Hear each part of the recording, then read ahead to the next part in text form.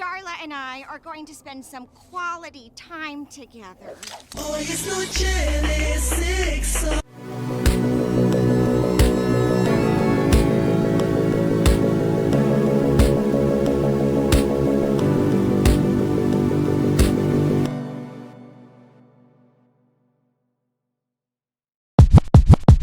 Dios santo, tengo 3 putos videos de She-Ra intentando hablar de Entrapta y en todos y cada uno de ellos tuve que cortar lo que quería decir porque no quedaba con el resto del guión. Ya me cansé de ser buena gente, voy a hablar de ella aunque me mate y tenga que crear otra amalgama como el video de She-Ra y Moana. Entrapta es de mis personajes favoritos de la serie, y no se merece que la haya ignorado de todos mis videos sobre She-Ra, pero como la idea que tengo es muy corta para justificar un video, he decidido hacerlo también hablando de Toph, porque un amigo me dijo que no hablé lo suficiente de ella en el análisis de Avatar y creo que tiene razón. Es uno de los mejores personajes de la serie y merece más tiempo en el escenario. Yo sé que suena raro, porque a primera vista estos personajes son completamente distintas la una de la otra. Una es una tecnobruja con problemas de atención que deja a sus robots hacer la lucha por ella y está obsesionada con el conocimiento, mientras la otra es una maestra tierra chingona que deja su poder hablar por ella y realmente es bastante bruta. Pero las dos tienen algo en común, ambas representan a una persona con una condición. Toph con una condición física al ser ciega y Entrapta con una condición neurodivergente al tener autismo. En esta parte iba a hablar de la codificación y cómo es una forma de dar a entender que un personaje pertenece a un colectivo sin decirlo explícitamente, y cómo está ligado al hecho de que en la serie en ningún momento se dice en voz alta que Entrapta tiene autismo. Pero como ya hablé de eso en los videos del villano queer y en las últimas semanas con las entrevistas post-mortem de Noel y su equipo han confirmado que Entrapta tiene autismo, no creo que sea tan necesario hablar de eso. Pero mientras en mi video sobre los villanos hablé de cómo se usa la otredad de la homosexualidad para llamar la atención a la inmoralidad y maldad inherente del villano al codificarlo como queer, aquí voy a hablar de cómo se hace algo similar al codificar a algunos villanos con alguna discapacidad, ya sea mental o física. Parafraseando lo que dije en el video anterior, una de las formas más fáciles de incitar odio y miedo en una persona es afrontar a lo desconocido. Y resulta que una cosa muy desconocida para gente neuronormativa y sin discapacidades físicas son el vivir cerca de una persona que tenga estas condiciones, menos aún saber las experiencias por las que estos pasan. Es fácil crear un enemigo de lo desconocido y hacer que el espectador empatice con el miedo u odio si el protagonista se parece a él, mientras que el villano es diferente, desfigurado, corrompido, mal de la cabeza, es muy fácil. Esto es malo, y no creo tener que explicar por qué. No solo estás haciendo sentir como mierda a la gente con esta condición viendo tu obra por una parte de ellos mismos que literalmente no pueden controlar y ya de por sí dificulta sus vidas, haciéndolos sentirse como monstruos y villanos en el proceso, sino que también creas una cultura de ignorancia, miedo y discriminación hacia la gente que tiene estas condiciones, que solo termina dañando a un sector de la sociedad que de por sí ya es vulnerable. ¿Qué más claro ejemplo de esto que el tropo del hospital psiquiátrico lleno de gente peligrosa y mentalmente inestable, que crea un sentimiento de ansiedad y rechazo en la población al estar cerca de una persona neurodivergente, y puede incluso causar a estas mismas personas con estos problemas evitar buscar ayuda que necesitan por miedo a ser vistos como monstruos o peligrosos por sus seres queridos, causándoles más sufrimiento y problemas que se podrían evitar al buscar ayuda profesional. A esto agrégale que es más probable que una persona neurodivergente o con una discapacidad física sufra abuso psicológico o físico por parte de su familia, amigos o comunidad en general, y tienes la receta perfecta para empeorar la vida de un sector de la población vulnerable. Y tristemente existen muchos ejemplos de villanos así en las películas, tantos que podría ser un video dedicado exclusivamente a decir solo nombres y duraría horas. Pero los más reconocibles serían Jason de la saga de Viernes 13, que tiene hidrocefalia, una característica que comparte con casi todos los slasher en el sentido que tienen alguna condición física o mental, excepto Freddy. Él simplemente es un imbécil. Darth Vader y su cuerpo biónico, y cómo olvidar a Efilates de Thessalian 300, quien en la vida real sí traicionaría a los guerreros espartanos, pero en ningún lugar se habla de tener alguna deformidad. Pero los creadores del cómic y la película dijeron, ¿por qué no simplemente lo volvemos un monstruo? Simplemente la criatura más asquerosa, traidora y rastera que podamos. Eso le enseñará a la gente con cuerpos no normativos que deben de sentirse como basura por algo que no pueden controlar. Porque como todos lo sabemos, alguien feo es inherentemente malvado, traicionero y cobarde. Pero claro, no podemos continuar este segmento de ejemplos sin hablar de mi mejor amiga, la J.K. Rowling. Podría hablar de cómo hace un énfasis en describir las características no normativas de sus villanos con la intención de hacerlos verse más malvados, refiriéndose a la apariencia serpentina de Voldemort, como a Umbridge se ve como un sapo gordo y feo, o la forma en la que escribe a Bellatrix como una horripilante mujer loca. Pero mucha gente me señaló en mi video de Harry Potter que nunca hablé de lo gordofóbica que es Rowling, y tienen toda la razón. No existe un solo personaje gordo en Harry Potter que no sea un completo hijo de puta o aunque sea descrito como asqueroso o una persona desagradable. Y para las 2 o 3 personas que van a decir que existe Neville, les recuerdo que no solo Neville nunca es descrito de la misma manera en los libros que Crabbe, Doyle y los Dursley, y que su corpulencia fue más decisión de la película, especialmente porque para el final de la serie el actor tenía un cuerpo mucho más normativo que al inicio. Rowling usa el peso de sus personajes como una manera rápida de hacer que los odiemos, porque como todos lo sabemos, los gordos son malvados porque...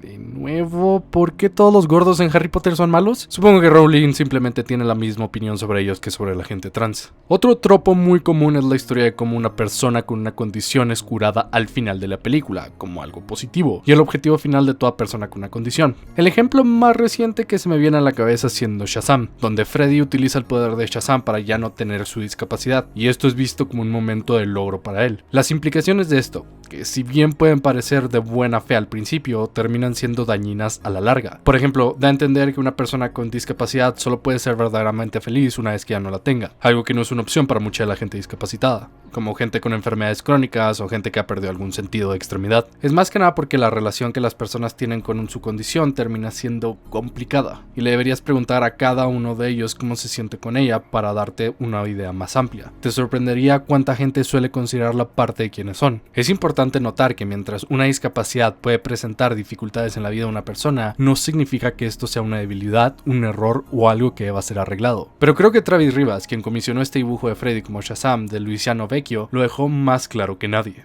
Pero un superhéroe con discapacidad no sería creíble. Sería como si Superman tuviera manos de kriptonita. Esto fue algo que me dijeron en respuesta a mis críticas de la película de Shazam y cómo borra a la gente discapacitada. Porque una discapacidad se ve como una debilidad. Nos quieren decir que no somos tan fuertes como la gente con cuerpos normativos. Cuando vi que Freddy arrojó su bastón y se reveló que tenía un cuerpo normativo, mi corazón se rompió. Es por esto que contraté a Vecchio para este dibujo, porque hubiera sido importantísimo el ver un personaje así en la película. Es bueno saber que esto ya no es tan común, pero aún tenemos películas que usan este tropo en toda su extensión, como El anciano de No respires, La doctora Poison de la Mujer Maravilla, y sí, aunque me duele admitirlo, Mad Max Fury Road, donde mientras tenemos a la heroica furiosa sin un brazo, los villanos demuestran su maldad al tener desfiguraciones y discapacidades que los hacen verse no estéticamente agradables. Pero en fin, ya hechos estos ejemplos, es fácil ver cómo usar este body shaming con tus villanos puede causar a tus espectadores que comparten ciertas características con ellos sentirse alineados y bajarles el autoestima. Así que cuando estés escribiendo una historia y quieras poner un villano con cuerpo no normativo o mente neurodivergente, quiero que te preguntes, si alguien lee esto, ¿lo voy a hacer sentirse mal por algo que no puede controlar de sí mismo? Como en mi video de los villanos queer, no estoy diciendo que tengas que dejar de escribir villanos así, o que camines sobre puntitas para no ofender a nadie. Lo que deberíamos buscar es que nuestro cast de personajes sea lo suficientemente diverso para que cuando tu villano se muestre de esta forma, no sea el único personaje del colectivo. Vamos, como en la vida real, un mundito lleno de gente diferente, donde la normalidad es solo un constructo social.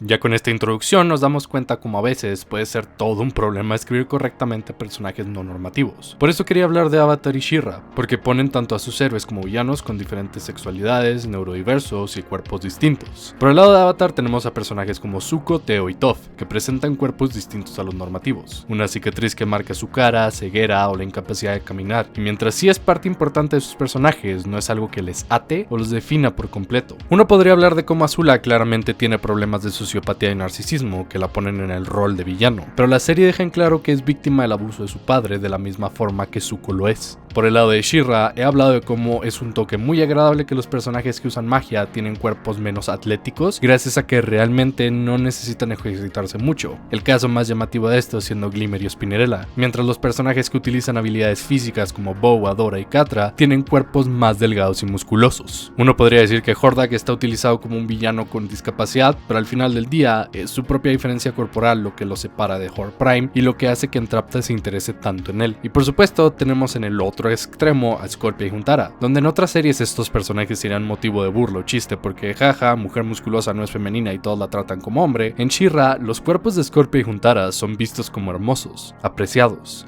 son parte de su belleza y lo que las hace mujeres. Me encanta cómo Scorpia incluso llama la atención a esto como parte de su atractivo sin sentirse avergonzada por esto. Pero bueno, ya bebé lo suficiente por Scorpia, así que continuamos con She-Ra. Y cómo Entrapta entra en todo esto. Ella tiene autismo. Noel lo confirmó diciendo cómo esa era la intención al escribirla y regularmente consultaban a un miembro con autismo del staff para obtener retroalimentación en su representación. Durante toda la serie se muestra con varias características que son familiares para gente con autismo, como hiperfijación en un sujeto de interés que la lleva al punto de ignorar otras cosas, la tecnología en su caso, se siente mucho más cómoda trabajando con máquinas que son objetos lógicos con patrones repetitivos y que ella puede entender con suficiente estudio, sin cambios bruscos o ilógicos. Esto es algo muy común para la gente con autismo, volverse muy habilidosa en matemáticas y ciencias exactas porque juega con las fuerzas que les da el autismo, como poder concentrarse mucho en tareas que para otros podrían parecer aburridas. También tiene una incapacidad de entender situaciones sociales o cómo interactuar con ciertas personas, sobre todo al darse cuenta de que su actitud puede incomodar a sus amigas. Muchas veces es incapaz de entender las emociones de la gente alrededor de ella o contextos sociales que para el resto de nosotros podrían parecer fáciles de entender. También batalla mucho para concentrarse en cosas que no son de su interés y termina frustrando a otras personas porque creen que no les está poniendo atención o que no le interesa lo que le están diciendo.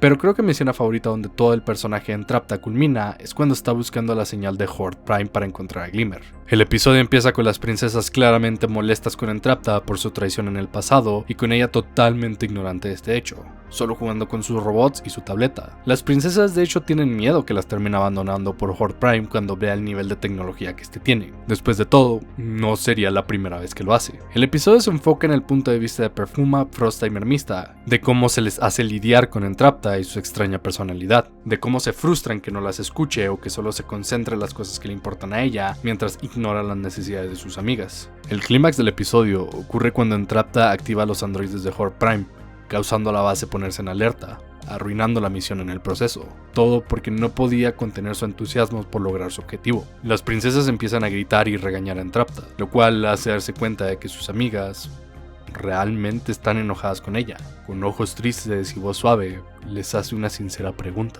Are you all mad at me?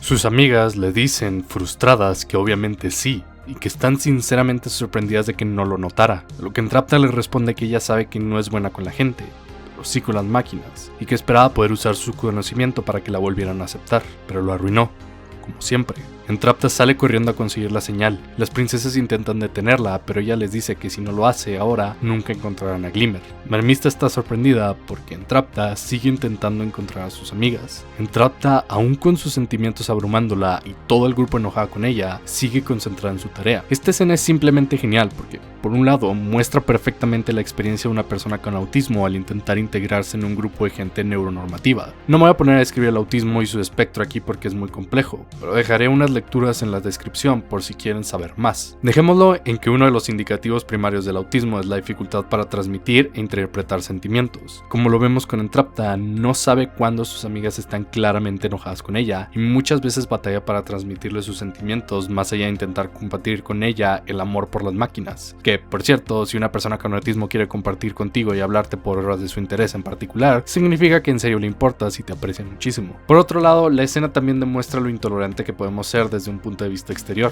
Aparte de Scorpia, las amigas de Entrapta no la entienden y terminan frustradas con sus comportamientos. Es algo muy común para la gente con autismo, que pueden hacer enojar a sus seres queridos por su comportamiento diferente, ya sea por falta de entendimiento o por simple agotamiento. Es decir, hasta Perfuma, quien es caracterizada por ser el personaje más paciente y dispuesta a entender de la serie, termina frustrada por el comportamiento de su amiga. Entrapta y la gente con autismo están conscientes de tener este efecto en la gente a su alrededor, y normalmente intentan sobrecompensar, siendo lo más útiles posibles y muchas veces causándoles ansiedad y miedo a entrar a situaciones sociales. Es algo real, algo bruto, que muestra lo difícil que puede ser la vida para alguien con autismo al intentar encajar con gente que, si bien la quieren, no la entiende por completo. Pero Entrapta no es vista mal por tener autismo. De hecho, es gran parte de su personaje, y últimamente es su obsesión por las máquinas lo que termina salvando el día varias veces. No es un aspecto negativo de ella que deba corregir o cambiar. Claro, debe aprender que sus amigas no son como ella y tiene que esforzarse un poco más para comunicarse, pero no por eso debe dejar de ser quien es o sentirse avergonzada. Sí, puede batallar para socializar y a veces sus amigas no la entienden, pero es parte de lo que la hace quien es. Sus imperfecciones, como las de los otros personajes, son parte de lo que lo hacen ellos. Lo que los hace únicos y especiales. En palabras de la propia Entrapta, Imperfection is what makes scientific experimentation possible. Imperfection is beautiful. At least to me.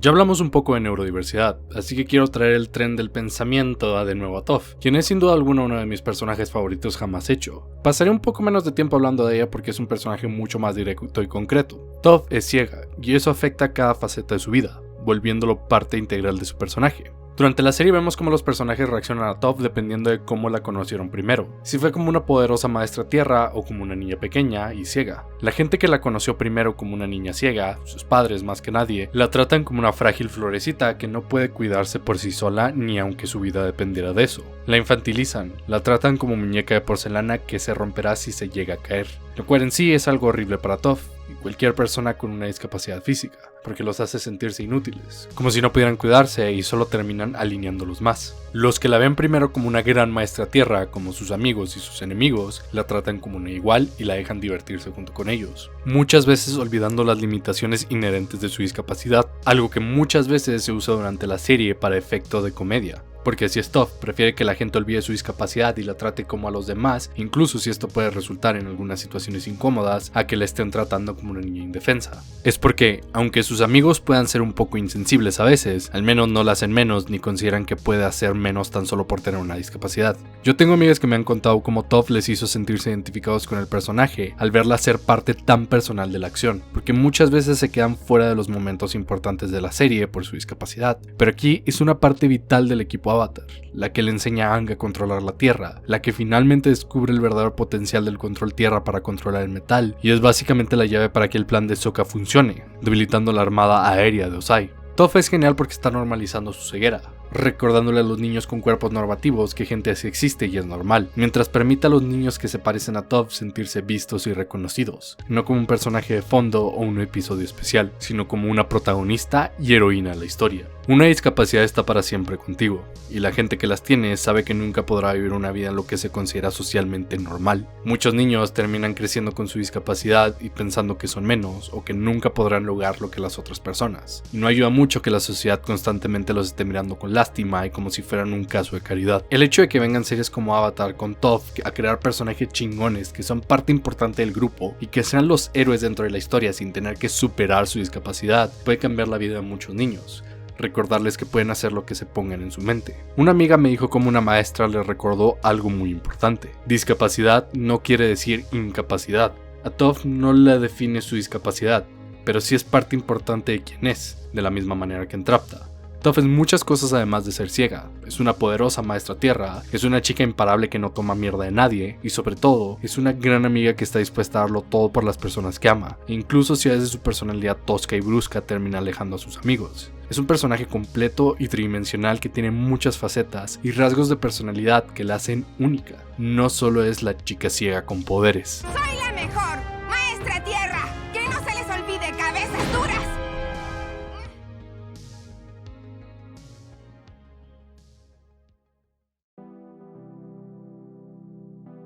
Originalmente el video iba a terminar aquí, pero mientras hacía mi investigación sobre Entrapta, me encontré con un post en Tumblr que hablaba de cómo Adora también podía tener autismo. Dejaré el enlace en la descripción por si quieres leerlo, pero lo resumiré aquí. Empezando con el hecho de que esto es un headcanon y es muy probable que Noel no tuviera esto en mente al crear a Adora, pero aún así me pareció muy interesante y quería compartirlo. El post menciona cómo Adora es inocente y fácil de manipular. Adora siempre asume que todos le dicen la verdad, porque no hay razón para mentir, algo con lo que la autora del post se identifica mucho estando en el espectro. Menciona también cómo Shadow Weaver le lavó el cerebro fácilmente sobre la Horda, siendo una fuerza de bienestar y justicia, mientras que sus compañeros de equipo no se tragaban toda la propaganda de la Horda y estaban con ellos más por el hecho de ser el único hogar que conocían. Tiempo después, Adora decide confiar rápidamente en Guntara, a pesar de que sus amigos la advierten que es sospechosa y eventualmente les guía una trampa que Bow y Glimmer ya veían venir.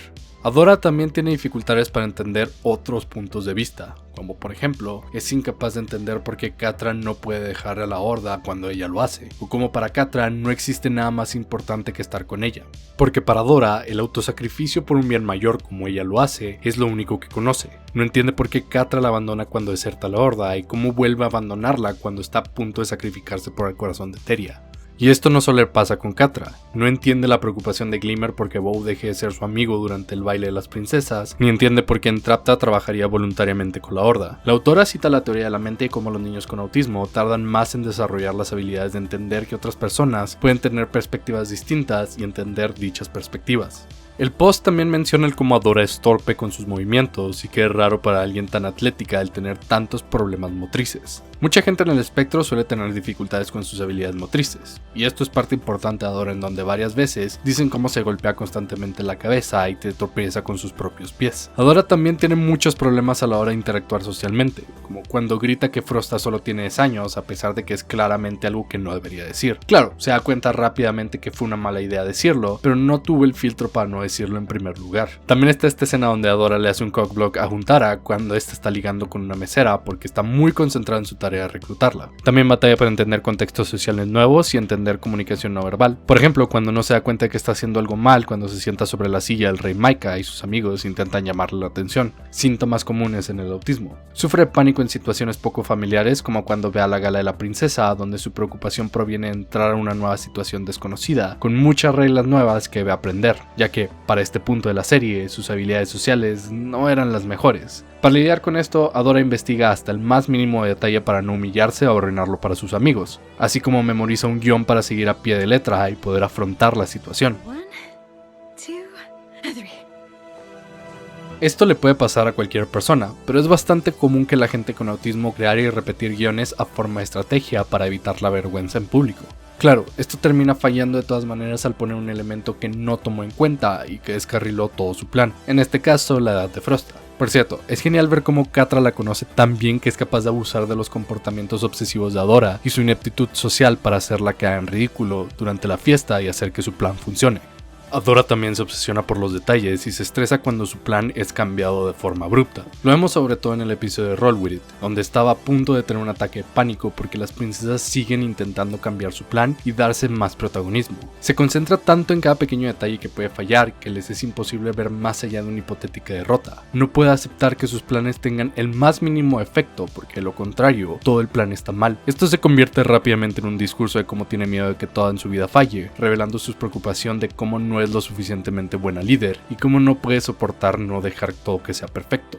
Sus amigos terminan diciéndole que no todos los planes tienen que ser perfectos y que no puede concentrarse en cada mínimo detalle porque de lo contrario nunca va a hacer nada. Durante la serie, la obsesión de los detalles y la perfección de Adora es un obstáculo con el que tiene que lidiar constantemente. Finalmente está el libro La guía para las princesas rebeldes, donde tenemos más introspección en la mente de Adora, al ver las cosas que extraña de la Horda, cosa como el estricto horario, que está ligado a cómo la gente con autismo suele tener comportamientos ritualísticos en la forma en la que llevan su día, y tienden a tener muchos problemas con cambios abruptos en sus rutinas. También extraña el sonido constante de las máquinas y que en Bright Moon siempre hay música, gente riendo o aves cantando, y cómo mientras es agradable se le dificulta concentrarse.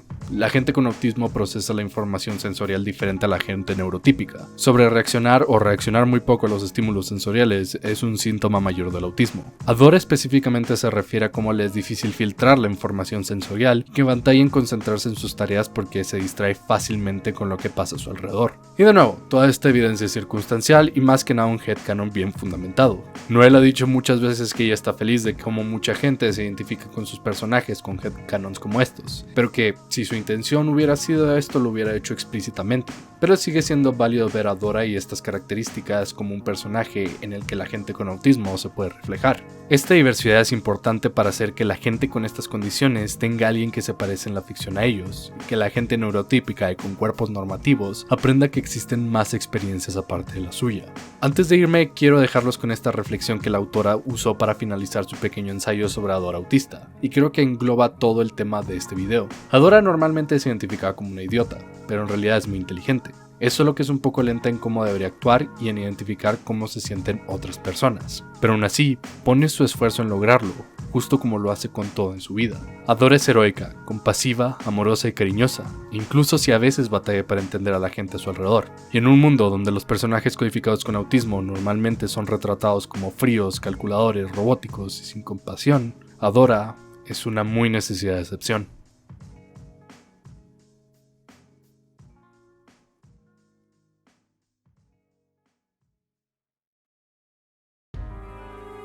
Espero les haya gustado el video, y mis espectadores que tengan algún tipo de condición mencionada en este video no se sientan mal en corregirme o llamarme la atención si dije algo mal. Intenté hacer toda la investigación para no decir algo mal u ofensivo consultando con amigues que entran en esta categoría, pero soy humano y puedo equivocarme. Recuerden que Talkinvidia es una realidad gracias al apoyo de los villanos que aparecen en pantalla. Si quieres ayudar como ellos a hacer que Talkinvidia se vuelva mi trabajo de tiempo completo, puedes hacerlo en patreon.com/Talkinvidia o volviéndote un miembro en YouTube, con lo cual tendrás beneficios exclusivos como votar para la elección de un video al mes. O también puedes hacer una donación unitaria en el enlace de PayPal o en la tarjeta de saldazo que aparece en pantalla. Soy su anfitrión, Dani Z, recordándoles que discapacidad no es incapacidad. Hasta la próxima.